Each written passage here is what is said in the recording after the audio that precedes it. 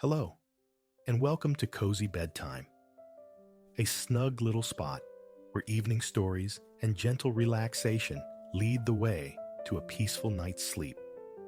Tonight, we share another soothing tale designed to calm your thoughts and invite a sense of comforting tranquility. But first, let's pause for a moment to prepare body and mind for rest. Find a comfortable position, and with each slow inhale and gentle exhale, imagine the day's worries drifting away. Detaching from daily busyness can be tough, especially as bedtime nears. But remember, the less we worry about falling asleep, the more easily our minds can release lingering tension.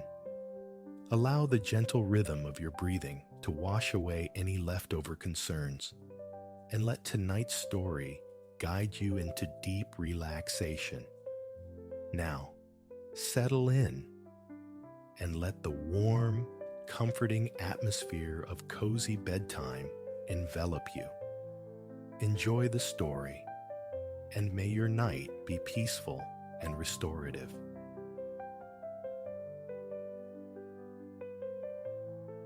Avian melodies cascade from cherry boughs and apple limbs as Etienne Valery, straw hat perched jauntily, pushes open the door of his dwelling.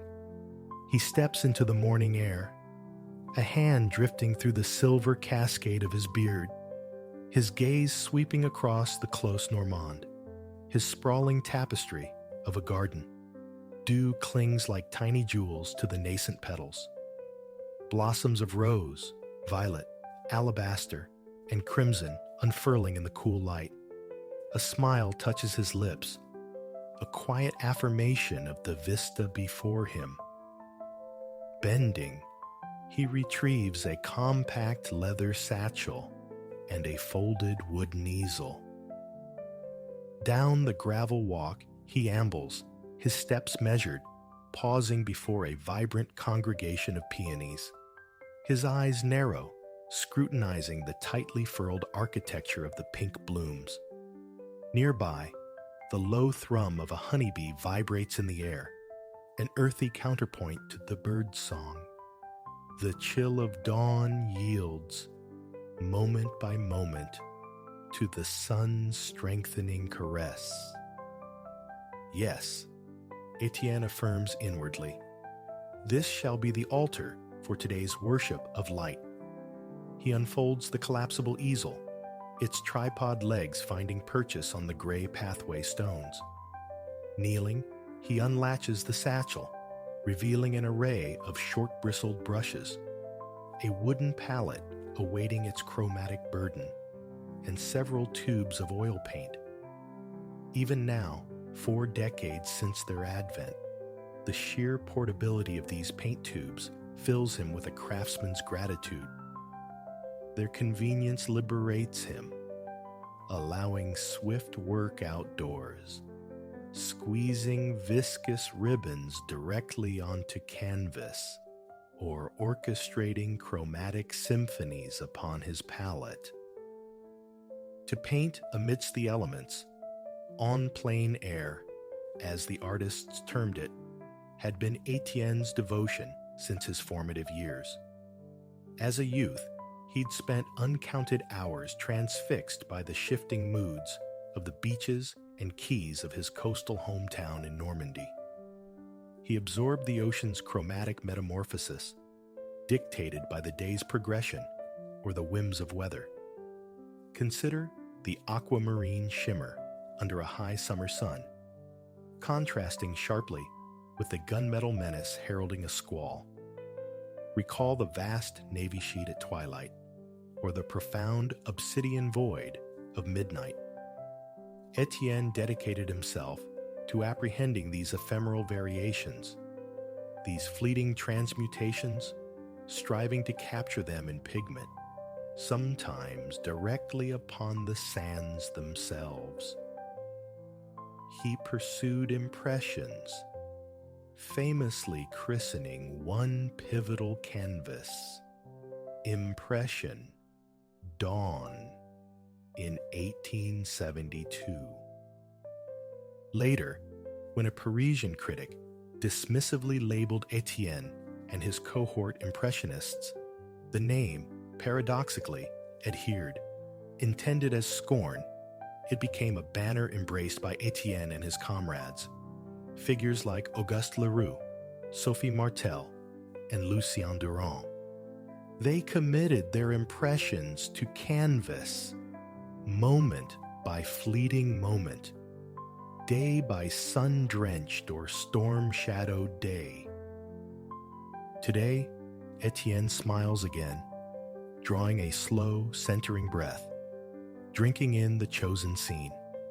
His memory drifts back to his first encounter with this terrain, the nascent vision of what would become his sanctuary, his personal Eden. In the early 1880s, Etienne Valéry found himself aboard a train, meandering languidly through the French countryside west of Paris. It journeyed through golden wheat fields, worked by horse-drawn plows, past timber-framed houses crowned with thatch. Roughly 50 miles from the capital, his gaze fell upon the hamlet of Giverny, nestled where the Epte River surrendered to the Seine. Etienne, ever captive to light, watched sunlight splinter and dance upon the river's ripples, saw it reflect skyward, bathing the leaves of a nearby apple tree in an ethereal luminescence. In that instant, a profound recognition resonated within him. He was home. By 1883, Etienne had relocated his family to Giverny, securing a cottage and a plot of land. Patiently, persistently, he began sculpting this modest holding into a tranquil botanical haven. The small house was elongated, stretched into a single structure to accommodate his growing family and studio space.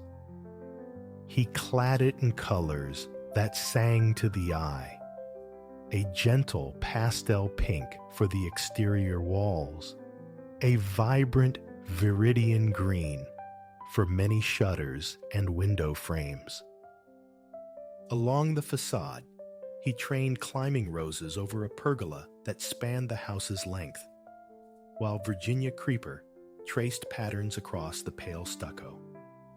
In summer's height, then as now, the house seemed to dissolve into the verdant embrace surrounding it. Pink and green commanded the eye, a harmonious dialogue in every direction. While the house pulsed with the rhythm of Valéry family life, it was the gardens, his living canvases, that truly nourished the artist's soul with joy and profound peace. The land encircling the Giverny cottage was initially utilitarian, an unstructured farming plot. But Etienne craved a riot of flowers, a swirling kaleidoscope of color and texture he could translate into paint throughout the seasons. He planted accordingly scarlet poppies, their papery petals whispering in spring gusts, sunflowers craning their yellow and black countenances towards the summer zenith, black-eyed Susans reaching for the last golden afternoons of autumn before Normandy succumbed to winter's chill. True to his artistic core, Etienne often selected plantings based on visual appeal and chromatic harmony, prioritizing beauty above convention. By the dawn of the 1890s, sufficient prosperity allowed him to purchase the Giverny homestead and its adjacent lands outright. He then embarked on the grand project of realizing the botanical paradise held vivid in his mind's eye. Etienne envisioned raised beds spilling over with blossoms, celebrating the untamed exuberance of nature allowed its course. This stood in stark defiance of traditional French ornamental gardens, with their rigid lines and calculated spacing. Etienne's garden, conversely, would flourish freely, an opulent tapestry woven from contrasting hues and textures. He juxtaposed humble blooms like sweet white and yellow daisies with exotic Japanese apricot trees. Arches of green metal spanned a gravel walkway, offering a scent to cherished roses. He could almost inhale their heady perfume on the air, the scent of blossoms freshly opened. This garden would become known as the Clos Normand, a magnetic draw for the artist then, and for pilgrims of beauty today. Etienne would lose himself for hours tending his beloved flora, and when not tending, he was painting them. Now, on this sharp spring morning, his plantings stand vibrant and content, refreshed by a gentle nocturnal shower. No tending is required today.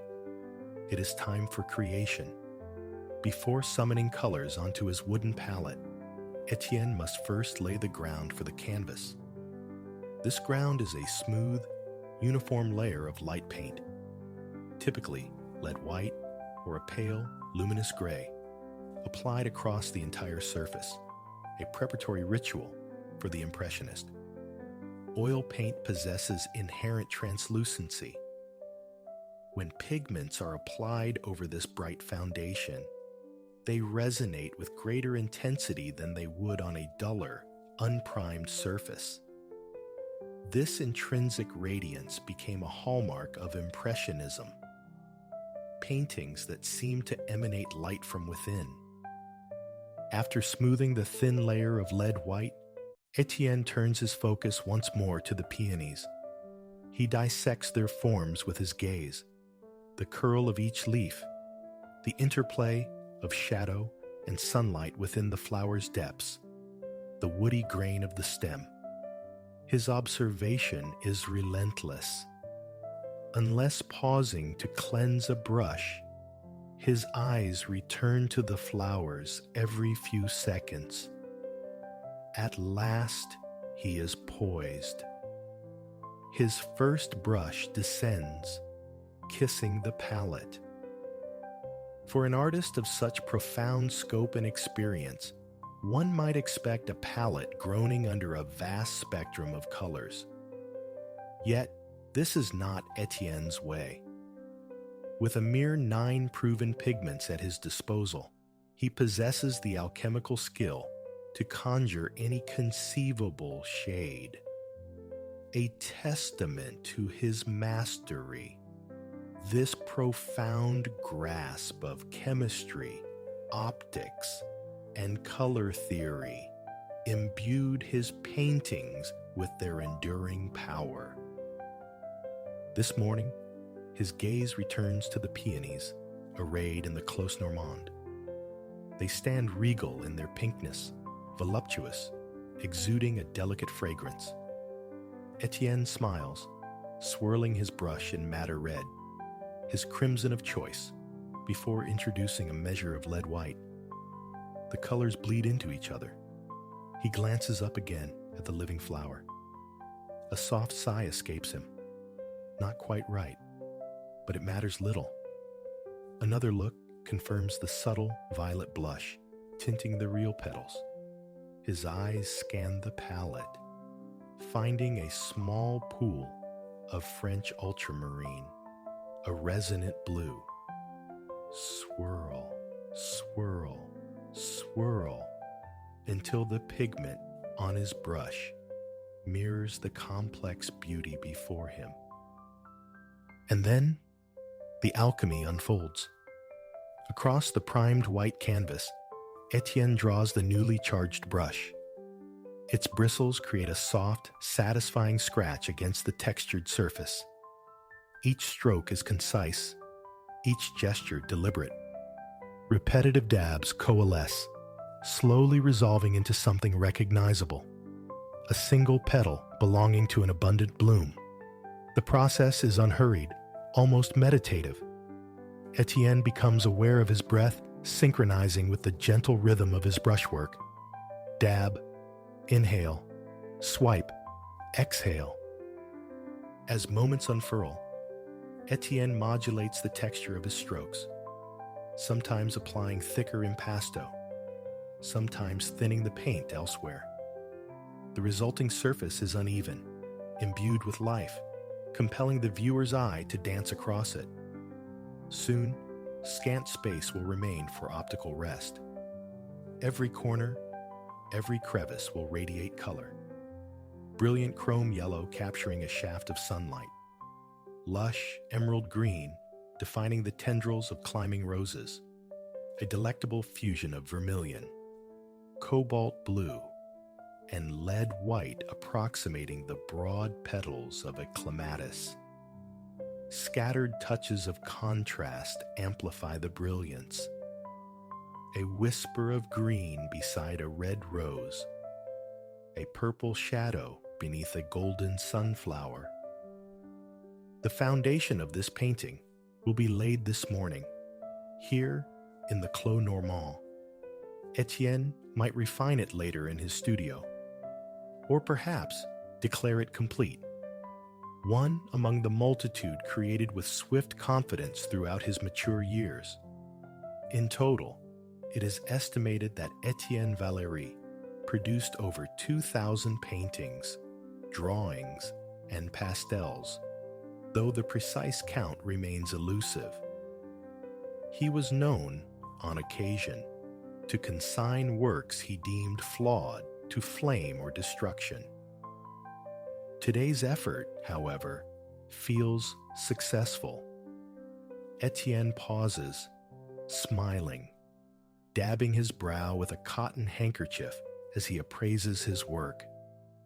He reaches down, his fingers brushing the velvety softness of a peony petal, before gently hoisting the satchel to his shoulder. For now, a respite is due, a leisurely promenade through his expansive domains. The wooden easel remains sentinel. Etienne will revisit it later, in the afternoon's waning light, to capture these same pink peonies under the spell of dusk. Retrieving one of those famed Normandy apples from his satchel, he strolls down a path bisecting the Clos Normand, leading towards a small road. He takes a deep, calming breath, allowing his heartbeat to slow, then bites into the crisp red fruit. The burst of tart, sweet juice fills him with simple pleasure. He savors the sensation, his gaze drifting across the road to his next destination. The view transports him back several years, to a time when he expanded his garden vision into something novel, ambitious, and deeply inspired. The Clos Normand, with its meticulous orchestration of year-round bloom and visual intrigue, had provided years of artistic sustenance. It was his great delight, his private treasure. And yet, a yearning persisted for more inspiration, more blossoms, perhaps even another garden. Across the road, perhaps, a marshy area lay there, unclaimed land used merely as a watering spot for itinerant cattle. Once more, Etienne's fertile imagination ignited. Upon this swampland, he envisioned a floating garden, a pond teeming with aquatic flora. The genesis of this idea likely stemmed from Etienne's profound admiration for Japanese culture, a fascination prevalent in Western Europe during the late 19th century. He had encountered Asian water gardens depicted in Japanese prints, which he collected with an ardor nearly matching his passion for the close Norman's plants. Within years, his collection swelled to over 200 Japanese woodblock prints. A water garden represented the perfect synthesis of his deepest loves: botany, culture, and, inevitably, art. By 1893, Etienne had acquired the coveted parcel and commenced the demanding task of transforming wetland into water garden. By 1895, it already bore a strong resemblance to the celebrated sanctuary he approaches today. Crossing the road, descending towards his Japanese water garden, he is greeted by the graceful cascade of weeping willows draping over a placid pond. Woody green bamboo stalks fringe the water's edge.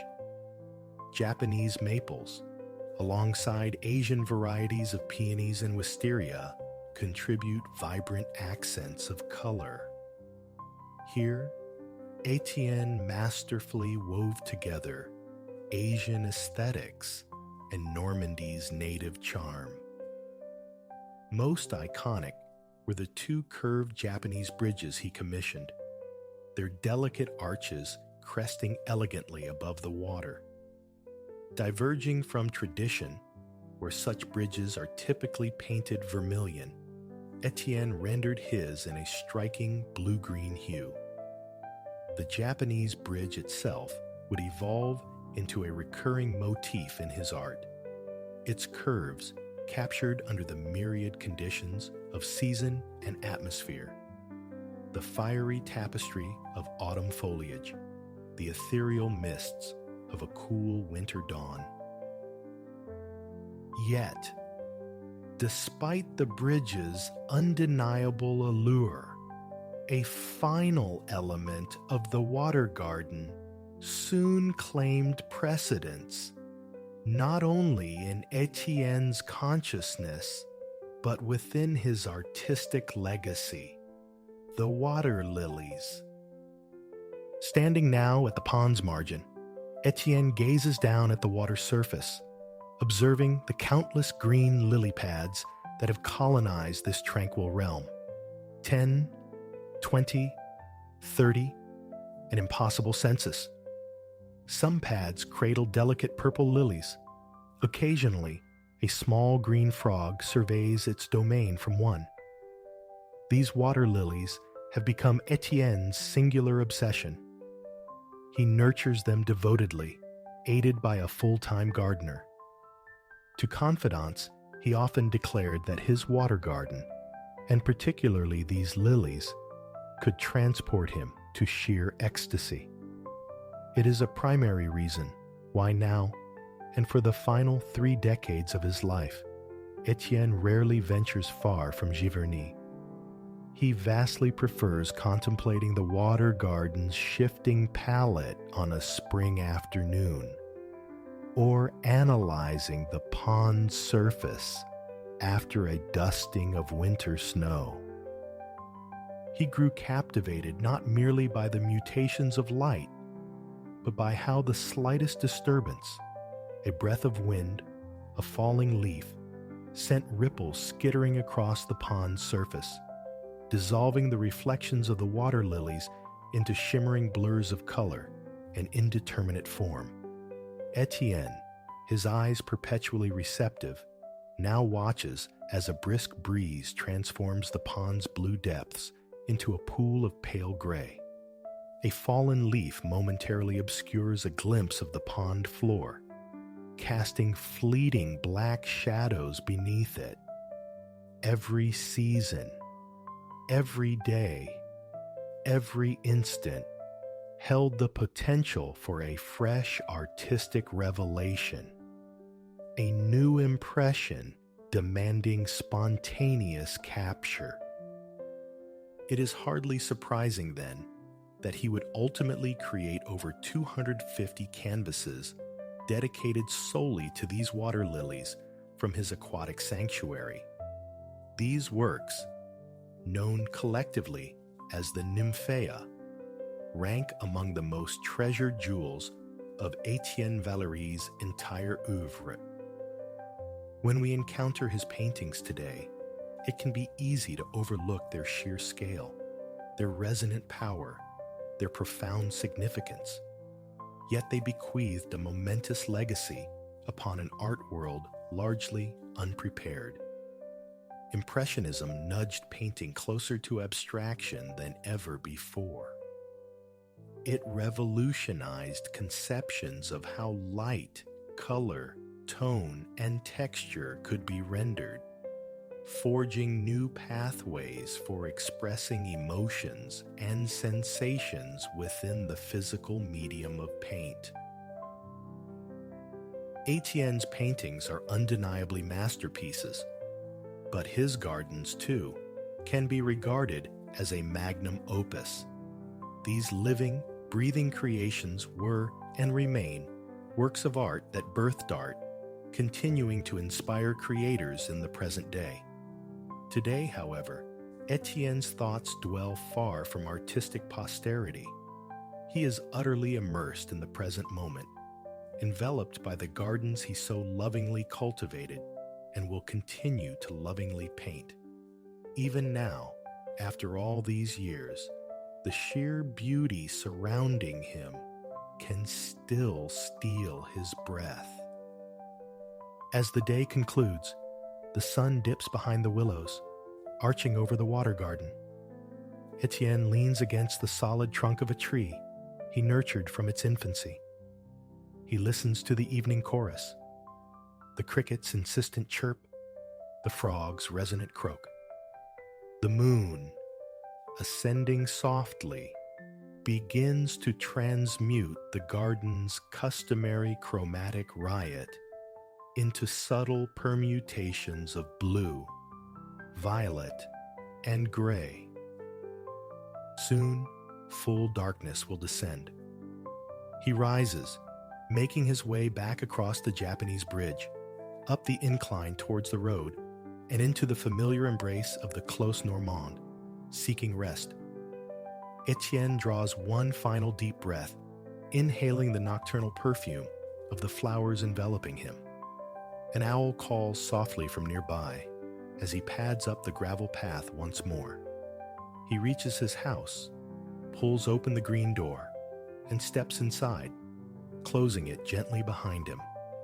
He murmurs a silent goodnight to his beloved garden, his deepest wellspring of inspiration, secure in the knowledge that he will return to its beauty with the morning light. Let imagination unfurl its wings. Our scene materializes on a hushed artery of a sprawling metropolis, sometime after the sun has relinquished its dominion to twilight. Street lamps cast a warm, aureate glow. Here, amidst the urban sprawl, the faint, familiar thrum of crickets somehow persists beneath the city's layered soundscape. Distant traffic murmurs, the phantom echoes of footsteps on busier thoroughfares. Lives moving towards evening repasts or late-night diversions. Yet, this particular side street rests in quietude. An automobile glides past intermittently, but mostly the pavement sees only solitary dog walkers or figures merging towards more vibrant avenues.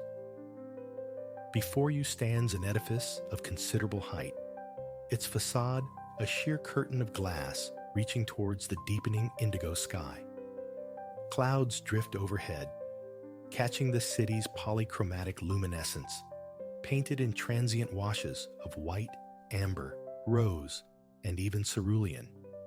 For a beat, you pivot, gazing past the street towards the jagged silhouette of the skyline. The city radiates outwards, an immense tapestry woven with pinpricks of light, windows blinking awake or asleep as lives transition between office and home.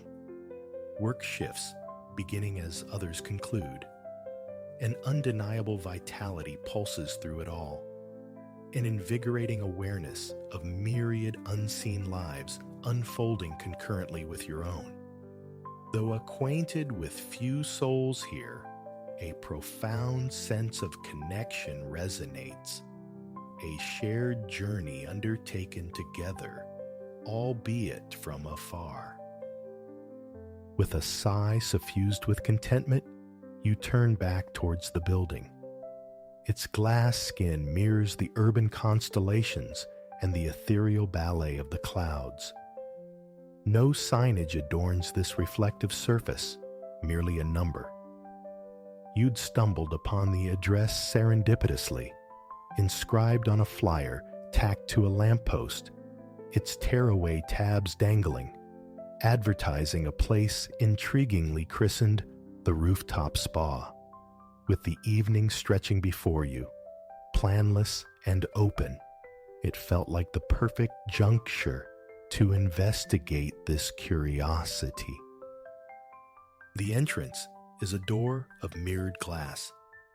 Interior lights are discernible as a soft presence, yet they reveal nothing within, reflecting only your own form and the cityscape sprawling behind you. A long, burnished metal bar functions as the handle. No time quite like this moment, you murmur inwardly, extending a hand to gently press the door inward. A soothing radiance, warm and white, spills out to greet you as the portal swings open. You step across the threshold, the door whispering shut behind you. You pause, allowing your vision to acclimate from the nocturnal dimness outside. An elegant lobby unfolds. Flanking the entrance stand, substantial white ceramic planters, each nurturing tall, fan-like fronds that introduce a verdant grace to the predominantly white and cream palette. Directly ahead lies a bank of elevators, each accented with gleaming gold trim. This same lustrous gold adorns the call buttons and the overhead light fixtures. The lobby seems intentionally minimalist. No reception counter, no corridors branching off, just the elevators and your solitary presence. Your footfalls echo softly against the polished marble floor as you approach the nearest lift. A brief contemplation. Then you depress the button marked with an upward arrow. The rooftop, after all, is your destination. Seconds later, a delicate chime signals the imminent parting of the gleaming white doors. They retract to unveil a glass elevator car, also trimmed in gold, everything polished to an immaculate sheen. Stepping inside, you turn to the control panel. At the apex, a button bears the simple letter R. Beside it, elegant engraving proclaims Rooftop Spa. You press it gently. The same soft chime resonates before the doors seal. With barely a whisper, the transparent lift commences its ascent. As it carries you upward at an unhurried pace, the building's design reveals its thoughtful brilliance. The clear paneling offers an uninterrupted vista through the structure's glass exterior. Mesmerized, you watch the city unfurl beneath you, its lights glittering towards the horizon. This far past sunset, only the faintest memory of the sun lingers in the distance.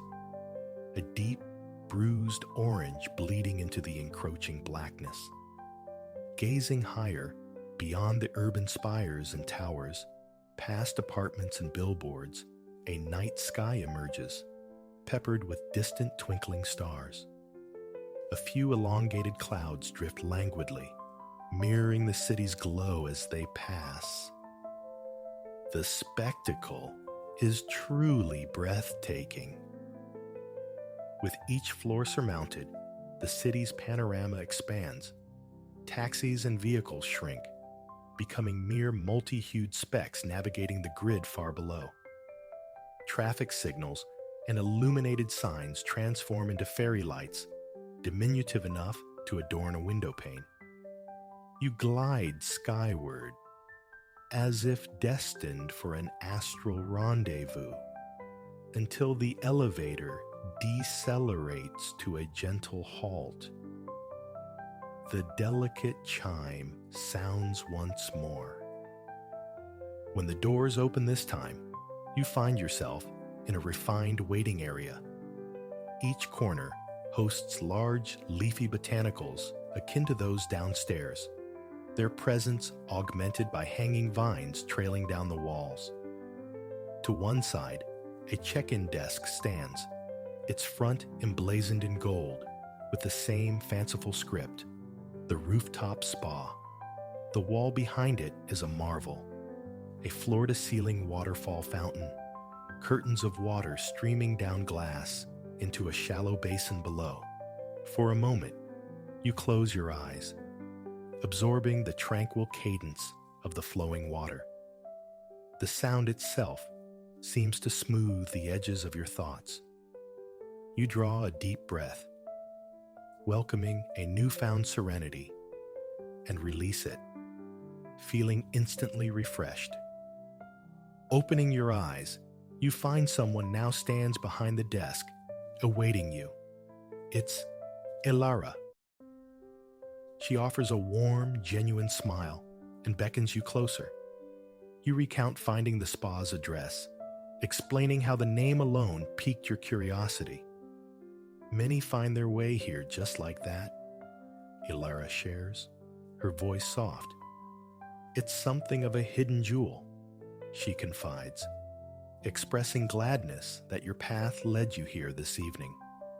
She outlines various offerings, but invariably suggests the Starlight Special for first-time visitors, a chance to savor one of the spa's finest chambers, culminating in a soak beneath the celestial canopy. That sounds utterly restorative, you reply. Elara presents you with a robe and complimentary slippers, then gestures towards a hallway on the left. That's where you'll begin, whenever you're prepared, she instructs. Expressing your gratitude, and with a smile of quiet anticipation, you proceed down the indicated hall. The first door opens into a changing room. You don the robe. Its fabric is impossibly soft, a plush, comforting embrace. It features generous pockets and a deep hood. You pull the hood up momentarily, rubbing the gentle fabric against your cheek, coaxing a contented smile. Sliding it back down, you slip your feet into the matching slippers, a perfect fit. You then settle onto a simple yet elegant bamboo bench, seemingly sculpted from a single piece of wood, bent and carved into its fluid form. You trace its lines mentally, pondering its creation, feeling your thoughts drift towards restful contemplation. Lingering anxieties from the day dissolve in this tranquil sanctuary. Your mind feels porous, open to curiosity and imaginative tangents, as if both mind and body are finally permitted to breathe deeply, rhythmically, unburdened by the day's frantic pace.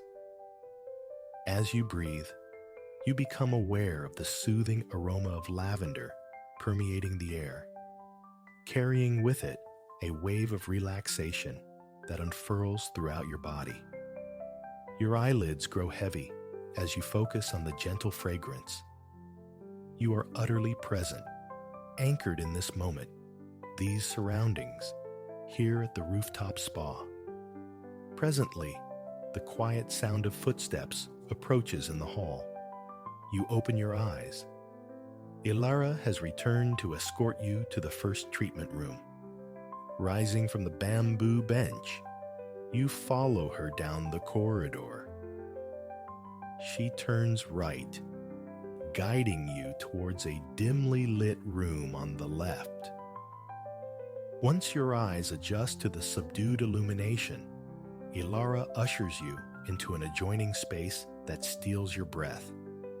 2 entire walls are constructed of seamless glass, affording a near panoramic vista of the city lights stretching below. At the room's heart sits a hot tub, its surface bubbling with active jets. The water is infused with lavender, its scent carried aloft by the rising steam. A narrow bamboo pathway leads from the doorway to the tub's edge. But the most arresting feature is the scintillating display of candles. Hundreds of white pillar candles adorn the floor, their flames flickering and swaying, their light dancing in the glass walls, mirroring the urban constellations outside. Glancing upward, you see the ceiling is mirrored glass, reflecting each candle flame into an illusion of countless stars twinkling in a private night sky. For as long as you wish, this space is yours, Elara murmurs, her voice barely disturbing the quiet. You gaze, awestruck, at the candlelit tableau, then thank her before she slips away. You tread the bamboo path, navigating between rows upon rows of glimmering candles. The way each individual flame quivers, distinct from its neighbors, evokes images of fireflies blinking on a summer night. The path culminates at the tub, a perfect square elevated slightly, its outer edge lined with bamboo slats that double as benches. The calming lavender fragrance is potent here, yet never overwhelming. Closing your eyes, you could almost imagine standing amidst lavender bushes, swaying in a gentle midsummer breeze. But the warm steam and the soft burble of the jets quickly draw you back from reverie to the present. You inhale deeply, noting how the fragrant air enters, and exhale slowly, discerning the aroma's complexities, mingling with the steam. Now, you are ready. You pause briefly on the bamboo bench before slowly immersing your feet into the tub. Warmth radiates through your entire being the instant the effervescent water touches your soles. Unwilling to rush, you dangle your feet near the surface, feeling the bubbles swirl and churn beneath your toes. Then, calmly, you lower your feet fully. Soles first, then toes and heels, submerging up to your ankles. You shift your weight on the bench, allowing the water to climb your shins and calves. Finally, the moment feels right.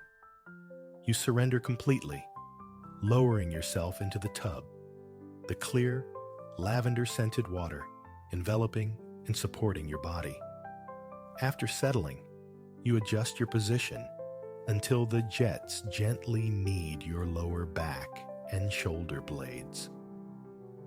With each pulse of warm water and bubbles, you feel muscles unknotting, tension dissolving. Comfortably ensconced, you gaze out through the glass at the city below. Skyscrapers preside over apartment blocks, which in turn loom over parks filled with trees rendered silver by the moonlight. Vehicles flow in streams of white headlights and red taillights, crisscrossing the busy streets. High above, the city's own light paints the sky, yet a wondrous array of stars still pierces through the veil, peeking from behind wayward clouds drifting across the nocturnal expanse. For a timeless interval, you lose yourself in the profound tranquility of this moment. You're unsure how long you remain in the bubbling warmth, watching the city sparkle. But eventually, a desire for something cooler emerges, a different kind of refreshment to conclude the evening. You rise from the hot tub, wrapping the plush robe around you, burrowing into its comforting embrace. Soon, Elara reappears. The final experience for tonight awaits outside, she says, her smile hinting at something special. The thought is intriguing. Anticipation stirs within you. She leads you from the candlelit chamber down another hallway. At its end, she pushes a long metal bar, opening a glass door. You follow her through it, stepping out onto the rooftop proper. A light breeze greets you, making you appreciate the warmth of the snug robe and slippers. The air isn't cold, though. It possesses the perfect crispness for a night like this. Elara proceeds past wicker armchairs adorned with plump cushions, past more potted plants in their white ceramic vessels, and past a pair of daybeds designed for languid afternoon lounging. She halts before the most breathtaking swimming pool you have ever encountered. It's an infinity pool, engineered to give swimmers the illusion of floating right at the building's precipice. And of all the vistas tonight, this one offers the most commanding, unobstructed view of the city. Again, feel free to enjoy it for as long as you desire. Elara tells you, her task complete, before retreating back inside. You offer your thanks for her gracious hospitality, then turn back to the pool. It glows a captivating turquoise blue, illuminated by soft lights shimmering beneath the water's surface. Tentatively, you dip a toe in to gauge the temperature. Heated. No need to worry about the rooftop chill. You take your time entering, descending a set of shallow steps into the waiting area.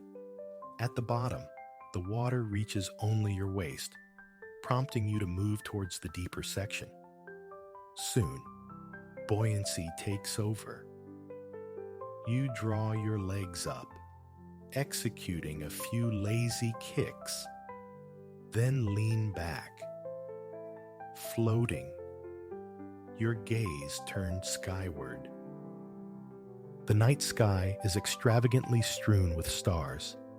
Counting them would be an impossible, delightful task, even if you floated here for hours. Instead, you locate a few familiar constellations, watching as clouds drift across them, carried by the gentle breeze. The warm water cradles you like a comforting blanket as you drift passively across the pool's surface, surrendering to the subtle current. You center your awareness on the sensation of water lapping against your back, the familiar aquatic scent mingling with the steam rising into the night air.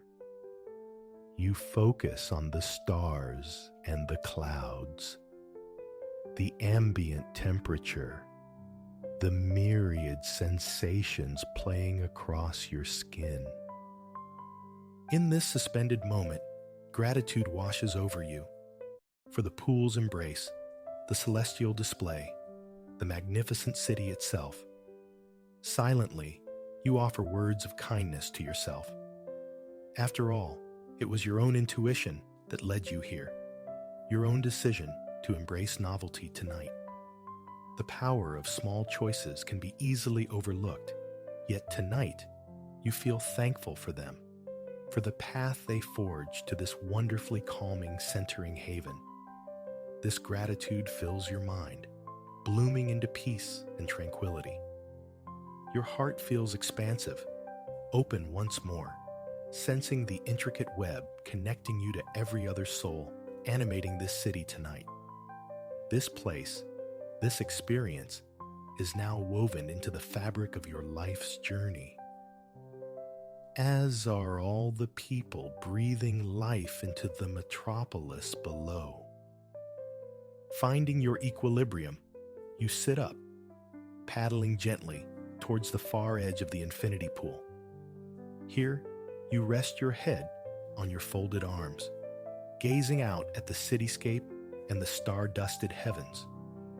You are welcome to linger for as long as your heart desires, to return home only when sleep beckons.